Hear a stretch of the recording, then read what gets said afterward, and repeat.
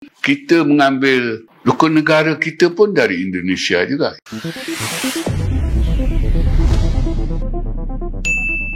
Assalamualaikum warahmatullahi wabarakatuh. Salam sejahtera dan salam Pancasila. Kiranya rahmat Tuhan selalu menyertai kita semua. Oke, sesuai namanya, Pancasila adalah 5 asas yang menjadi pedoman bagi rakyat Indonesia dalam menjalankan kehidupan berbangsa dan bernegara. Sehingga karena itu, mengamalkan nilai-nilai Pancasila sudah menjadi kewajiban bagi segenap warga negara Indonesia. Sama seperti Indonesia, negara tetangga juga menerapkan 5 asas sebagai dasar negaranya, yang mana di negara tetangga disebut atau dikenal dengan rukun negara. Beberapa tahun yang silam, Presiden Majelis Bekas Wakil Rakyat Malaysia, Tan Sri Dr. Abdul Aziz Rahman, pernah mengatakan tertarik untuk mempelajari nilai-nilai Pancasila karena katanya mirip dengan rukun negara di Malaysia. Namun ada pendapat dari salah seorang tokoh di Malaysia yang pada beberapa forum mengatakan bahwa rukun negara terinspirasi dari Pancasila. Jadi kita banyak benda kita gagal. Maknanya kita mengambil rukun negara kita pun dari Indonesia juga, iaitu Pancasila mereka kan. Dan Pancasila di sana begitu berjaya. Kita di sini tak berjaya. Berjaya pada tahap awal saja. Ingat 5 prinsip itu. Tahap ingat saja. Hafal saja. Sepatutnya kerajaan kita langkah daripada hafal ingat itu kepada faham. Kita harus memahamkan rakyat, anak-anak di sekolah itu tentang makna setiap prinsip itu, rukun negara sebagai keseluruhannya, dan sekarang diangkat 5 cita-cita negara itu. Lepas faham, kita nak angkat nilai aman. Jadi kita berhenti pada tahap hafal dan ingat. Yang itu kita handal kan. Hafal 5 prinsip dari sekolah rendah sampai tua pun masih ingat lagi. Jadi entahlah, di Malaysia ni banyak perkara yang baik tetapi tak ke mana sebab kita lemah dari segi pelaksanaan. Kita hangat-hangat tai ayam. Mula-mula memang kita hebat. Lepas itu kita tersasar. Ya, jika ditelusuri sejarahnya, Pancasila telah hadir jauh sebelum rukun negara lahir. Rukun negara secara resmi mulai diumumkan sebagai dasar negara oleh Malaysia pada tanggal 31 Agustus 1970. Tanggal tersebut bertepatan dengan hari ulang tahun kemerdekaan Malaysia yang ke-13. Dan rukun negara diumumkan pertama kali oleh Raja Malaysia kala itu, yang mana munculnya rukun negara karena terjadinya peristiwa kerusuhan rasial 13 Mei 1969 yang melemahkan persatuan di kalangan rakyat Malaysia. Yang kedua tentang rukun negara. Tak dapat dinafikan kita tiru dari Indonesia Pancasila itu.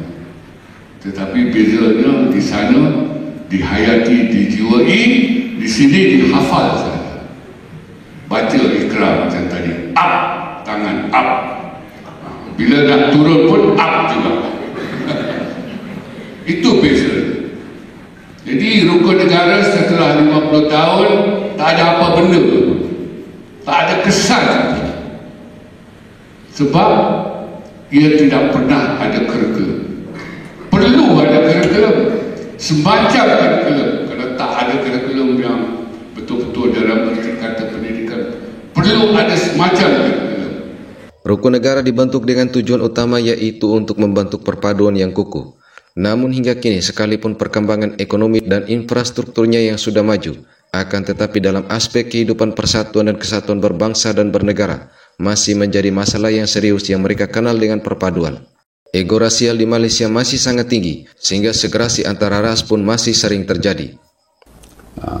Saya menganggap bangsa atau konsep bangsa Malaysia ni amat sukar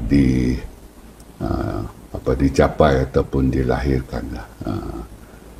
Ya, kerana untuk melahirkan bangsa ini, petua yang kita guna pakai itu tak mungkin lah. Kita guna pakai petua integrasi. Dan untuk menyatu padukan rakyat ini ada 2 petua lah. Satu integrasi, satu asimilasi. Dan saya kira tidak keterlaluan kalau dikatakan konsep bangsa Malaysia ni kita dapat ilhamnya ataupun lebih bahasa yang kurang baik kita tiru lah dari Indonesia kan.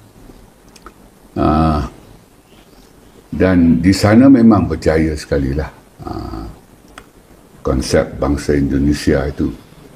Jadi konsep itu diutarakan di Indonesia pada tahun 1928 sewaktu adanya atau ya, ada konvensyen pemuda waktu itu, Sumpah Pemuda. Jadi Indonesia mencapai kemerdekaan dalam tahun 45. Jadi sebelum merdeka itu untuk puluhan tahun itu kan, Indonesia telah mula membina bangsa Indonesia itu. Dan ya, mereka berjaya. Bagi saya sebab petua yang mereka guna pakai itu asimilasi itu yang menjayakan wujudnya bangsa itu. Dan saya kira kalau kita melihat kosa ilmu, bangsa itu hanya boleh bangsa dalam erti politik negara itulah hanya boleh dibentuk melalui asimilasi, bukan integrasi seperti yang kita amalkan. Jadi ya, kita pinjam banyak perkara dari Indonesia. Sebelum itu kita pinjam istilah bahasa Malaysia sebab kita fikir dengan memberi nama nasional kepada bahasa Melayu itu seperti yang berlaku di Indonesia, penerimaan itu lebih baik, tetapi ia gagal juga di Malaysia. Dan kita pada waktu yang lebih kurang sama selepas Kerusuhan Kaum 13 Mei tahun 69 itu, kita juga pinjam Pancasila itu menjadi rukun negara kita. Dan harus diakui, rukun negara kita pun tak ke mana, dalam erti tak mampu pun membina negara bangsa yang bersatu padu seperti pada matlamatnya. Dan kemudian kita pinjam konsep bangsa Indonesia itu untuk kita lah, bangsa Malaysia. Jadi saya kira saya secara peribadi ingin melihat wujudnya rakyat Malaysia yang bergerak sebagai satu komuniti nasional itu. Tak kiralah atas nama bangsa Malaysia atau orang Malaysia ataupun Malaysian kan, yang agak umum kan, Malaysian. Kita orang Malaysia maka kita Malaysian lah. Secara jujurnya saya ingin melihatlah kita bersatu padu dengan erat dan utuh dalam apa-apa jua kerangka lah konsep bangsa Malaysia, orang Malaysia, rakyat Malaysia.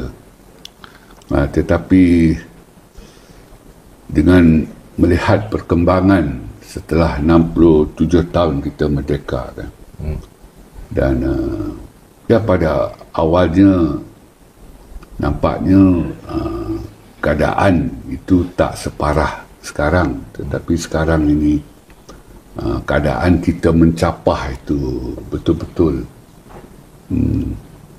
tersalah. Ya, Indonesia sebagai negara yang berbineka tunggal ika harus tetap merawat dan meningkatkan persatuan dan kesatuan.